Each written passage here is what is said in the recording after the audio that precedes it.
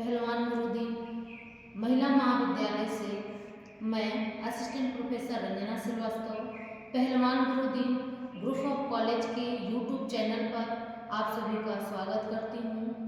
आज मैं BA second semester Bharat में समाज संरचना संगठन एवं परिवर्तन से संयुक्त परिवार टॉपिक लेकर उपस्थित हुई हूँ। आज हम सभी लोग संयुक्त परिवार के विषय में चर्चा करेंगे, जानेंगे कि संयुक्त परिवार क्या है, उसका अर्थ क्या है, उसकी परिभाषा क्या है, उसकी विशेषता क्या है। जैसे कि हम सभी ये जानते हैं कि भारतीय समाज में दो प्रकार के परिवार पाए जाते हैं, दो प्रकार के परिवार होती हैं। पहला एकल परिवार और दूसरा संयुक्त परिवार। एकल परिवार वह होता है जिसमें माता पिता और उनके अविवाहित बच्चे होते हैं, उनको एकल परिवार कहा जाता है। संयुक्त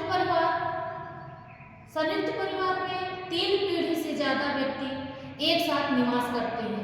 3 पीढ़ी मतलब दादा दादी, ताऊ ताई, मम्मी पापा, चाचा चाची एवं उनके बच्चे एक साथ एक ही घर में निवास करते हैं। एक ही रसोई में बना हुआ भोजन एक साथ करते हैं और दुख सुख में एक दूसरे के सहयोगी होते हैं और किसी न किसी रूप में एक दूसरे से रक्त संबंधी होते हैं। उन्हें संयुक्त परिवार कहा जाता है।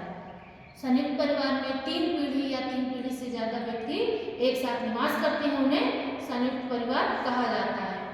संयुक्त परिवार के अर्थ को जानने के बाद अब हम लोग संयुक्त परिवार की परिभाषा देखते हैं कि अनेक विद्वानों ने संयुक्त परिवार की परिभाषा अपने अपने शब्दों में दी है, जिसमें से 2 प्रमुख होते हैं।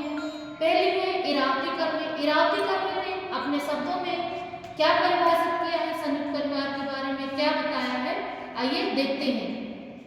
इरावती कर्वे ने संयुक्त परिवार के विषय में परिभाषित करते हुए कहा है कि संयुक्त परिवार ऐसे व्यक्तियों का समूह है जो एक ही घर में निवास करते हैं, एक ही रसोई से बना भोजन करते हैं, जो सामान्य संपत्ति के स्वामी होते हैं, पूजा में सामान्य रूप से भाग लेते हैं तथा जो एक दूसरे से किसी न किसी रूप में रक्त संबंधी होते हैं, वो संयुक्त परिवार कहा जाता है।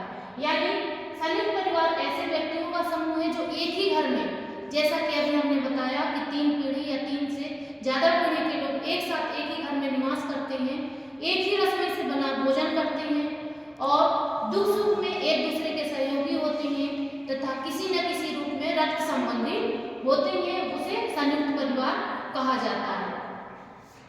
आईपी देसाई ने संयुक्त परिवार की परिभाषा देने में इन्हें भी प्रमुख माना जाता है। आइए देखते हैं आईपी देसाई ने संयुक्त परिवार को किस प्रकार से परिभाषित किया है।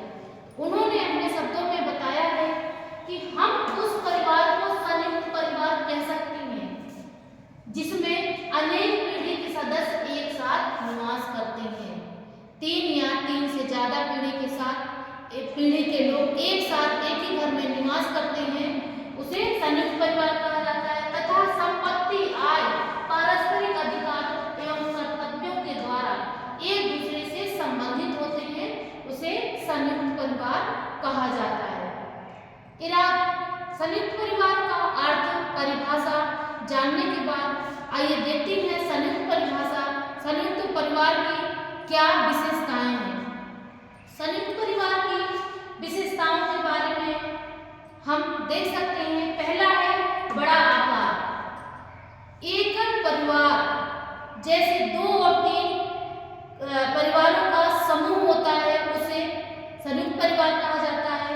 उसमें इसलिए उनका आकार बड़ा होता है। 3 पीढ़ी के लोग अगर एक साथ निवास करते हैं, जैसे एक पीढ़ी के साथ एक लोग निवास करते हैं तो उसे एकल परिवार कहते हैं। ऐसे 3 या 3 से 4 पीढ़ी एक साथ निवास करते हैं तो उनका आकार भी बड़ा होता है और उस परिवार में सदस्यों का संख्या भी बड़ा होता है, इसलिए इनको बड़ा आकार होता है। दूसरा है सामान्य निवास।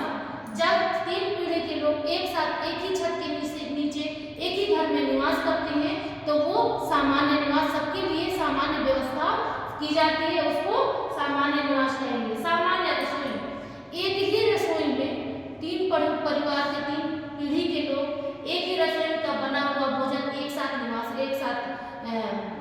भोजन करते हैं, एक साथ बैठ के बना भोजन करते हैं, तो उसे संयुक्त परिवार का विशेषता माना जाता है।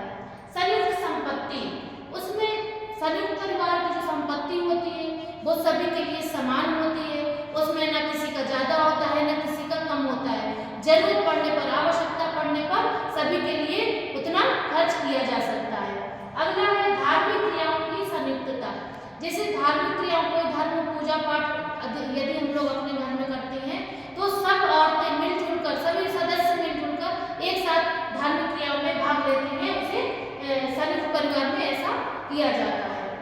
आगे देखते हैं संयुक्त परिवार के प्रकार अथवा गुण।